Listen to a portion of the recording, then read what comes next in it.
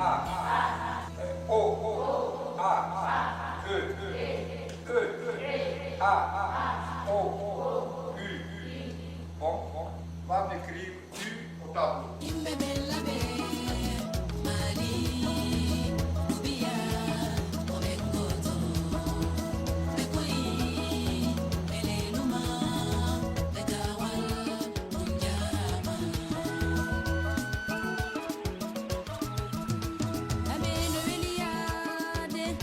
Situé au nord de la Guinée et frontalier avec le Sénégal, le Fouta Djallon est une région naturelle qui présente toutes les caractéristiques de la pauvreté. Si les magnifiques paysages verdoyants attirent le voyageur, ils ne peuvent faire oublier que les indicateurs de développement humain y sont particulièrement bas dans tous les domaines. Devant l'incapacité de l'État à fournir les services sociaux de base, les organisations non gouvernementales jouent un grand rôle dans la vie quotidienne des populations. L'ONG internationale Aide et Action existe depuis plus de 25 ans et intervient dans une vingtaine de pays dans le monde. Sa vocation est l'appui au développement durable à travers la promotion de l'éducation. Oui, ça va, merci. Ça va là-bas? Bien. Soyez les bienvenus. Oui. Ok. Tenez. Envoyez ça sur la terrasse là-bas. Tiens. Voilà. Envoie ça. Il faut appeler d'autres. Aide et Action intervient en République de Guinée depuis bientôt 20 ans. Mais son action a changé d'échelle avec le partenariat financier de l'Agence française de développement AFD. Ensemble, Aide et Action et l'AFD ont conçu et lancé en 2002 un projet expérimental ambitieux qui mettait l'éducation en tête des priorités de développement du Fouta Djallon.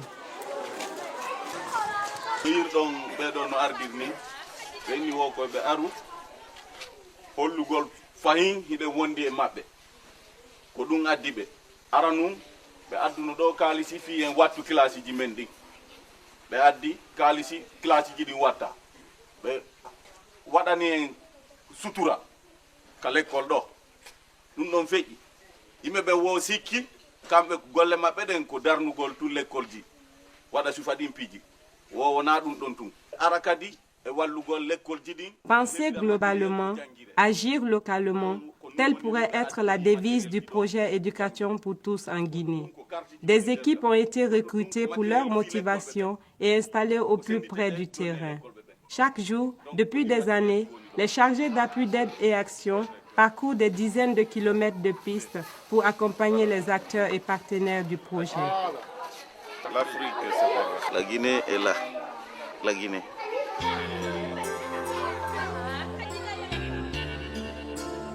L'étude réalisée au Fouta Djallon avait révélé des carences à tous les niveaux du système éducatif. Il fallait donc intervenir de manière globale. Le volet infrastructure, financé à 100% par l'AFD, répondait aux besoins en salles de classe et équipements. Le volet mobilisation sociale, chargé des aspects humains, était quant à lui cofinancé par Aide et Action à hauteur de 26%. Le projet s'intégrait dans une stratégie coordonnée au niveau national. Le programme Guinée de Aide et Action intervient au Fouta dans le cadre d'un projet expérimental d'éducation pour tous en Guinée, dont les objectifs s'identifient aux objectifs du programme national, à savoir la scolarisation universelle pour tous les enfants en âge d'aller à l'école, l'amélioration de la qualité de l'enseignement-apprentissage et la promotion de la gestion décentralisée du système éducatif. Il faut bien définir les zones de pauvreté. Pourquoi le Fouta? Nous avons 3 préfectures d'intervention, à savoir les préfectures de Mali, Leluma et Télémélé. Pourquoi ces préfectures? Je sais que la question viendra. Pourquoi ces préfectures? Au moment de notre intervention, c'était les préfectures où le taux brut de scolarisation était en deçà de 50%. Le lien entre pauvreté et analphabétisme est devenu une évidence. Ce qui l'est moins, c'est l'inégalité entre filles et garçons face à l'instruction. Les filles partagent très tôt le fardeau de leur mère, travaillant au champ, tenant de petits commerces, s'occupant des tâches domestiques et des plus jeunes enfants. Rien d'étonnant à ce que les filles soient les dernières à être scolarisées, les premières à être déscolarisées. C'est pour aider à leur réinsertion que le projet a développé une stratégie d'alternative éducative. Dans la commune, nous avons un centre de réinsertion des jeunes filles où il y a plusieurs activités. Nous avons un effectif de 65 jeunes filles inscrites qui travaillent par groupe. Le groupe de saponification, le groupe de teinture, la couture, la broderie et pour l'alphabétisation 2 fois par semaine. Avant l'installation de rédaction à l'Elouma, le TBS était très faible. Avec l'intervention de cette ONG, nous sommes à plus de 50%, aux environs de 70 à 80%.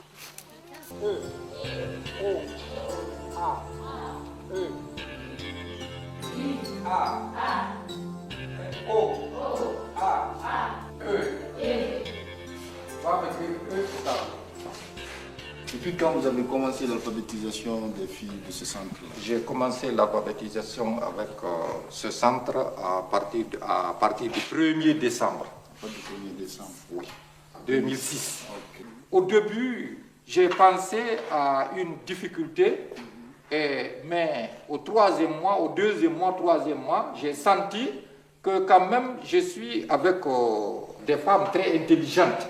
Cela m'a beaucoup fait plaisir. Bon, c'est fini. Si c'est fini, montrez. Pour cet instituteur retraité bénévole, l'objectif de la réinsertion est de créer un pont avec le système scolaire formel. Ces espoirs seront comblés si certains de ces élèves réussissent grâce à l'alphabétisation leur examen de passage en 7e année. Au 2e mois, il y a le niveau de première année. Au 3e mois, il y a le niveau de 2e année. Et je pense qu'en ce moment, cette équipe est au niveau de la 3e et 4e année de l'école primaire. C'est ce que j'ai constaté. Donc il y a satisfaction. Bien sûr, toutes les filles ne pourront pas poursuivre des études, mais l'alphabétisation leur apporte un grand plus dans l'apprentissage d'un métier. Ça les aide à la couture.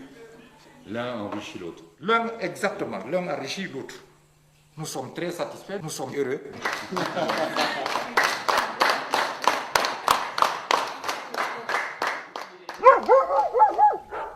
Le mariage précoce est un autre facteur qui handicape l'instruction des filles, avec sa dépendance économique et son cortège de grossesses non désirées. On constate pourtant un début de prise de conscience sur certains hommes, soulagés de ne plus avoir à supporter seuls la charge du ménage. Mais il y a un centre d'affaires équitable. Qu'on a un moton. Ah, comme un aimant. Ah, qu'on a un animal. Non, métier, métier. Ah, si on est un homme. Kufiso yahi wadi métier en wawi. Aray wawi nafude. Nafa men fo. No worbe go be jabata be ngum wada métier. Hara ko honnu fi honnu be hara be jaba salanto be wada métier. No ga sara kam be yalna famo. Ah, hara be yalna. Ouais. Yon hara ino hidon wakkilini heddi ben kadi be nabu sonna mabben ton ka ko honnu wiyato. Ben non kan gadi wakkilo na sonna e mum ben ton parce que no wadi nafa mol naka. Yo wakkilo be naba sonna mabbe. Onon won tayi wonde nabgo sonna mum ko centre équito métier wonda ella. Ha ella hay hundala tan. Ah d'accord. Yoni haray ko dum wi dembe heddi ben kadi ko be wakkilo be naba sonna mabbe. Ouais. Haray ko no inshallah. Un recensement avait permis d'identifier à Balaya un grand nombre de filles non scolarisées. L'idée du centre de réinsertion par l'apprentissage est née d'une consultation de la communauté, notamment de la jeunesse. Dès le démarrage des activités, le problème de la survie du centre a été posé et les stagiaires ont eu l'idée de vendre leur production de draps brodés. Dans un premier temps, l'argent déposé sur leur compte dans une banque locale doit permettre de renouveler les matières premières et d'entretenir les machines. À la fin de l'appui du projet, il est prévu une transformation du centre en coopérative de production. Pour les apprenantes, il s'agit vraiment d'une démarche professionnelle. Est-ce que wawi antum woɗɗingol drap? Min tumi soda e bagge on mi kupana hoore mi desina mi ñowa mi gayana mi waɗana hoore a finition mi watta ko poora sagoma o formation yo yaaru yeeso ka awa ɗa ekkitade piiji goo kadi tawana ɗum ɗon tun miɗo faala janngude mi ɓurta anndude no golle ɗe yaara yeeso wawa kontude wawa windude wawa windude wawa ɗumande gollirɗe centimétre on kadi ga ɗum ɗon noon a watta wadde si a waɗani alphabétisation awa fotude gollugol ngol. Malgré sa motivation, Aïssatou devra encore attendre. L'alphabétisation est une demande pressante de la plupart des stagiaires, mais le centre manque de moyens pour aménager un local désaffecté en salle de cours. Si ce n'était pas ce centre, les filles qui voulaient avoir leur métier seraient obligées de faire un déplacement pour aller jusqu'à la baie ou l'Elouma ou ailleurs pour apprendre. Mais ici, l'avantage de ce centre, c'est qu'elles sont chez elles et puis elles apprennent leur métier. Donc ça, c'est extrêmement important. Au Fouta Djallon, l'enclavement des populations est un obstacle majeur à l'accès à l'éducation. Nombre de pistes sont impraticables à la saison des pluies et les rares moyens de transport très coûteux. Nous avons des districts qui sont à 32 km. Avec 32 km, on ne peut pas faire un déplacement, quitter là-bas, venir apprendre ici et s'en aller. Donc c'est ce qui fait que la CRD a vraiment l'envie d'avoir un autre financement pour ouvrir un second centre dans les districts qui sont éloignés du centre de Balaya. On mesure le chemin qui reste à parcourir pour que les jeunes filles du Fouta Djallon disposent de centres de formation de proximité, premier pas vers une égalité des chances. L'autre spécificité du projet, c'est la promotion de la gestion décentralisée du système éducatif. Je ne crois pas avoir notre intervention si l'avis des communautés était pris en charge pour le développement de l'éducation au niveau de la localité. Ils ont associé les communautés dans les prises de décision pour la scolarisation des enfants.